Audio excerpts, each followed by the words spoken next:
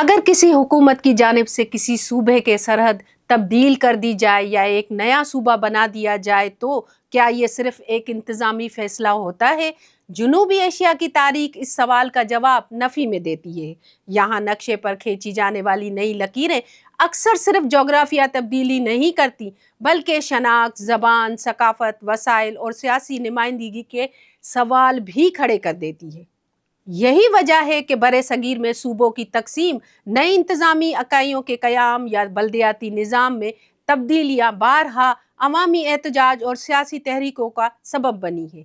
ये बहस आज भी पाकिस्तान में नए इंतज़ामी ढांचे और मकामी हुकूमतों के इख्तियारात के हवाले से जारी रहती है, लेकिन इसकी जड़ें एक सदी से भी ज़्यादा पुरानी है। इस तारीख का पहला बड़ा मोड़ 1905 में आया, जब बरतानवी हुकूमत ने बंगाल को दो हिस्सों में तकसीम करने का फैसला किया।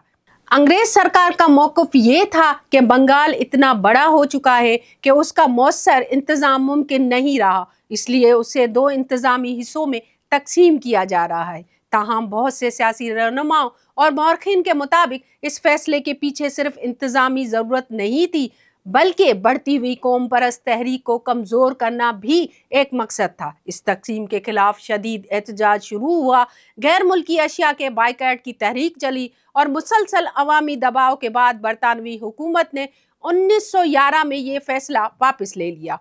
उसी दौर में सिंध की सियासी शनाख्त का सवाल भी उभर रहा था। 1843 में सिंध पर कब्जे के चंद बरस बाद बरतानवी हुकूमत ने इसे बम्बई प्रेसिडेंसी के साथ मुंसलिक कर दिया। अगरचे ये इंतज़ामी फैसला था, लेकिन सिंध के बहुत से सियासी रहनुमा समझते थे कि सिंध अपनी ज़बान, सकाफ़त, तारीख और माशी ज़रूरियात के लिहाज से एक अलग शनाख्त रखता है, इसलिए उसका इंतज़ाम भी अलग होना चाहिए। दिलचस्प बात यह है कि इस मुतालबे की हिमायत सिर्फ मुसलमान रहनुमाओं ने नहीं की, बल्कि सिंध के हिंदू क़यादत का एक हिस्सा भी इसके हक में था। बाद में कायदे आज़म मोहम्मद अली जिन्ना ने अपने मशहूर 14 नुकात में सिंध को बम्बई से अलग करने का फैसला शामिल किया और 1936 में सिंध एक अलहदा सूबा बन गया। लेकिन इंतज़ामी सरहदों का सबसे अलमनाक बाब 1947 में बरे सगीर की तकसीम के दौरान सामने आया। पंजाब की तकसीम में सिर्फ नक्शे पर एक लकीर खींचने का मामला नहीं थी, उसके नतीजे में लाखों अफराद ने हिजरत की, बड़े पैमाने पर फ़िरका वाराना तशद्दुद हुआ।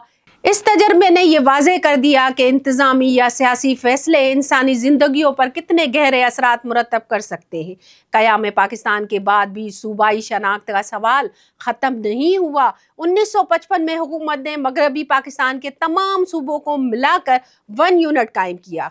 हुकूमती मौक़िफ़ था कि इससे इंतज़ामी अखराजात कम होंगे, हुक्मरानी बेहतर होगी और मशरक़ी पाकिस्तान के साथ सियासी तवाज़ुन कायम रहेगा। लेकिन सिंध, बलोचिस्तान और उस वक्त के सरहदी सूबों में इस फैसले को मुख्तलिफ अंदाज से देखा गया।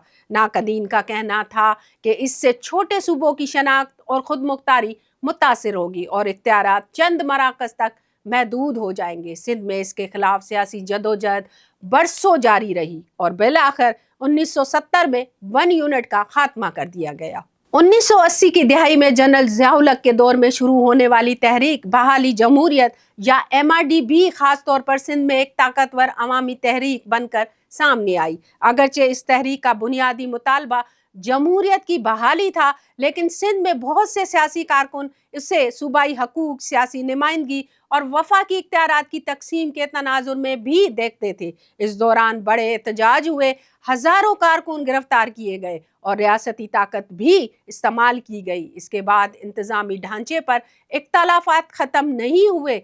गुज़िश्ता 2 दहाइयों में सिंध में बल्दियाती निज़ाम में मुतअद्दिद मरतबा तब्दीलियाँ की गई। मुख्तलिफ हुकूमतों ने इख्तियारात की तकसीम और मकामी हुकूमतों के ढांचे में इस्लाहात मुतारिफ करवाईं, लेकिन इन फैसलों पर सियासी जमातों के दरमियान शदीद इख्तलाफात देखने में आए। बाज़ जमातों ने उन्हें इख्तियारात की निचली सतह तक मुंतकली करार दिया, जबकि मुखालफिन ने कहा कि इन तब्दीलियों से बाज़ इलाकों की सियासी नुमाइंदगी मुतासिर होती है। यही वजह है कि सिंध में जुदागाना बल्दियाती निज़ाम के खिलाफ कई मरतबा एहतजाजी मुजाहरे, रैलियाँ और अदालती मुकदमात भी सामने आए। अगर उन तमाम वाक़यात को एक साथ देखा जाए तो एक मुश्तरका पहलू नुमाया होता है। जनूबी एशिया में सूबों की तकसीम या इंतज़ामी तब्दीलियाँ اکثر صرف حکمرانوں کے فیصلے نہیں ہوتی، وہ عوام کے لیے اپنی شناخت، زبان، ثقافت، وسائل اور سیاسی مستقبل کا بھی سوال بن جاتی ہے۔ جنوبی ایشیا کے گزشتہ ایک صدی کی تحریک یہی بتاتی ہے